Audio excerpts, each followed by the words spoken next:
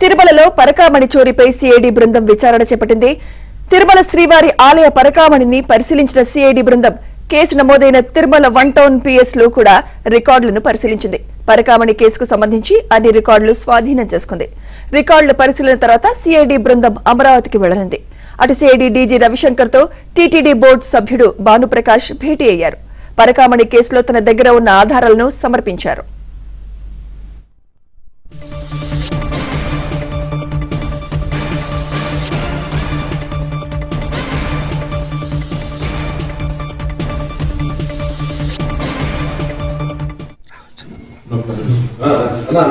నమస్తే.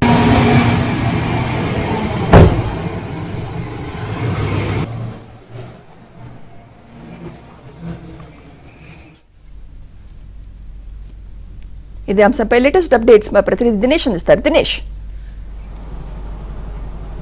సుమిత్ర, మొత్తం మీద తిరుమలలో సిఐడి బృందం ఉంది. కోర్టు తీవ్ర ఆగ్రహం వ్యక్తం చేసిన తర్వాత 17వ తేదీలోపు నివేదిక ఇవ్వాల్సిన పరిస్థితుల్లో ఇమీడియట్గా ఈరోజు ఉదయం నుంచి కూడా తిరుమలలో దర్యాప్తు చేస్తున్నారు. యాక్చువల్గా సిఐడి కూడా షాక్ అయ్యేటువంటి కొన్ని అంశాలు కూడా ఉన్నాయి. తిరుమల ఆలయం ఏదైతే సంఘటన జరిగిందో ఆ విదేశీ కరెన్సీని పరకామణి నుంచి దొంగతనం చేసినటువంటి సంఘటన జరిగింది, తిరుమల ఆలయంలో జరిగింది.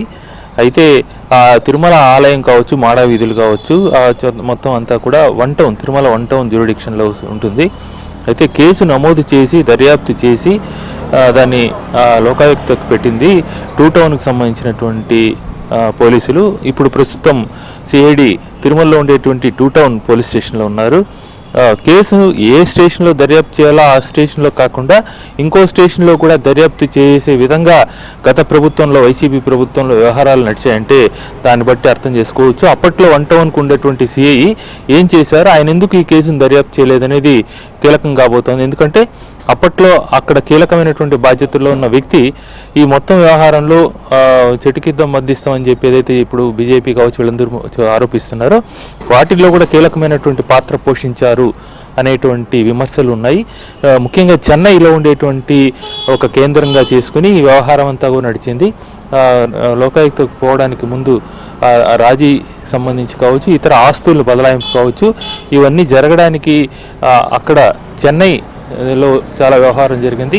అక్కడికి ఎవరెవరు వెళ్ళారు, ఏ మధ్యస్థాలు జరిగింది, ఆస్తి బదలాయింపు ఎలా జరిగింది, ఎందుకు జరిగింది, ఏ కారణాలతో జరిగింది, ఆ మధ్యలో జరిగినటువంటి సంఘటనలు ఏంటి, కేసు నమోదు చేసిన తర్వాత దాన్ని ఎందుకు ఈ విధంగా రాజీ చేసుకోవాల్సి వచ్చింది, దర్యాప్తు చేసి జరిగినటువంటి పరిణామాల నేపథ్యంలో మళ్ళీ జరగకుండా ఉండడానికి ఎలాంటి చర్యలు తీసుకోవాలి, ఇదేవి కాకుండా చెట్టుకింద మధ్యస్థంలాగా చేసినటువంటి దీనిపైన ఇప్పుడు కోర్టు సీరియస్ అయింది. కోర్టు అక్షింతల తర్వాత ఇప్పుడు సిఐడి దర్యాప్తు చేస్తోంది. సిఐడి కూడా 2 టౌన్లో ఉంది. 2 టౌన్లో ఉండాల్సిన అవసరం లేదు. 1 టౌన్కి సంబంధించినటువంటి కేసును 2 టౌన్లో ఉన్నారంటేనే అప్పట్లో ఎలా విచ్చలవిడిగా వ్యవహారం నడిచింది, చట్టానికి అతీతంగా ఈ ప్రతి వ్యవహారం నడిచిందో కూడా అర్థమయ్యే పరిస్థితుంది. ఇది కీలకం కాబోతోంది. మరోవైపు టీటీడీకి సంబంధించి టీటీడీ పాలక మండలిలో కూడా అప్పట్లో వైసీపీ ప్రభుత్వంలో టీటీడీ పాలక మండలిలో కూడా ఎలాంటి తీర్మానం చేసి దీన్ని రాజీ చేసుకున్నారనే విషయాల్లో కూడా టీటీడీ పరిపాలనా భవనంలో ఉండేటువంటి బోర్డు సెల్ కూడా సిఐడి వచ్చే అవకాశం ఉంది.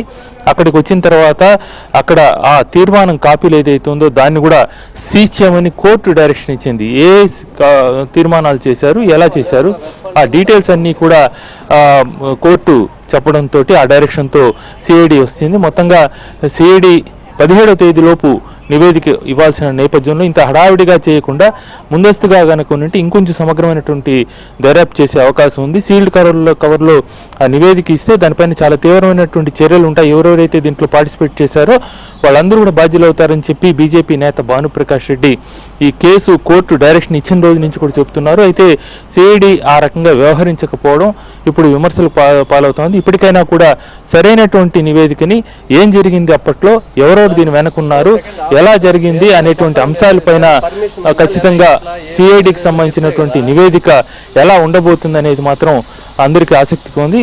ఆ నేపథ్యంలో ఈరోజు కాసేపట్లో తిరుపతిలో ఉండేటువంటి టీటీడీ పరిపాలనా భవనానికి సిఐడి కూడా వచ్చే అవకాశం ఉంది. Sumitra. Right, thank you Dinesh.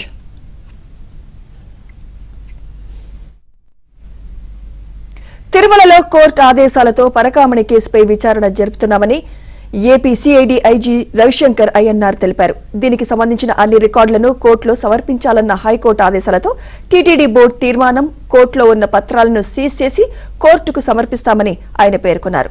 అలాగే పరకామణి సీసీ ఫుటేజ్ ను కూడా సీజ్ చేస్తామని ఆయన వివరించారు. టీటీడీ బోర్డు రెజల్యూషన్స్, మన పరకామణి కేసు సంబంధించిన బోర్డు రెజల్యూషన్స్, తర్వాత లోక్ అదాలత్లో ఏదైతే కాంప్రమైజ్ చేశారో దానికి సంబంధించిన ప్రొసీడింగ్స్, కోర్టులో ఉన్న డాక్యుమెంట్స్ ఏదైతే వీళ్ళు సబ్మిట్ చేశారో అది, తర్వాత మన వన్ టౌన్ పోలీస్ స్టేషన్, తిరుమలలో వన్ టౌన్ పోలీస్ స్టేషన్ ఏదైతే ఉందో దాంట్లో ఉన్న సీడీ ఫైలు, తర్వాత సంబంధిత రికార్డ్స్ అన్నీ కూడా సీజ్ చేసి హైకోర్టులో అప్పచెప్పాలని చెప్పేసి ఆదేశాలు ఇవ్వడం జరిగింది. పరకామణి రిలేటెడ్ సంబంధించిన డాక్యుమెంట్స్, సీసీటీవీ ప్రొసీడింగ్స్, ఇప్పుడు దాకా జరిగిన దానికి సంబంధించిన డాక్యుమెంట్స్ అన్నీ కూడా సీజ్ చేయడం జరుగుతుంది. న్యాయస్థానం ఆదేశాలతో పరకామణి కేసులో కదలిక వచ్చిందన్నారు బీజేపీ నేత, టీటీడీ బోర్డు సభ్యుడు భానుప్రకాష్ రెడ్డి. ఈ కుంభకోణానికి సంబంధించి తన వద్ద ఉన్న సమాచారాన్ని విచారణాధికారులకు ఇచ్చినట్లు తెలిపారు. గత వైసీపీ ప్రభుత్వం ఎలాంటి దారుణాలకు పాల్పడిందో ఒక్కొక్కటి బయటకు వస్తున్నాయని భానుప్రకాష్ రెడ్డి పేర్కొన్నారు. అత్యున్నత న్యాయస్థానం దీని మీద ఈరోజు చెప్పడం జరిగింది. వెంటనే రికార్డులు సీజ్ చేసి కోర్టుకి సమర్పించమని చెప్పి న్యాయమూర్తి గారు చెప్పడం జరిగింది. ఇది కోట్లాది మంది శ్రీవారి భక్తులు ఎప్పటి నుంచో ఆశిస్తున్నటువంటి విషయం. దీని మీద ఈరోజు రాష్ట్ర ప్రభుత్వం నుంచి ప్రత్యేక అధికారి గారు ఇక్కడికి రావడం జరిగింది. వారిని కలిసి నా దగ్గర ఉన్నటువంటి కొంత ఇన్ఫర్మేషన్ని, ఎందుకంటే అప్పుడు జరిగినటువంటి సంఘటనలో జరిగినటువంటి ఇన్ఫర్మేషన్ని వారికి ఇవ్వడం జరిగింది.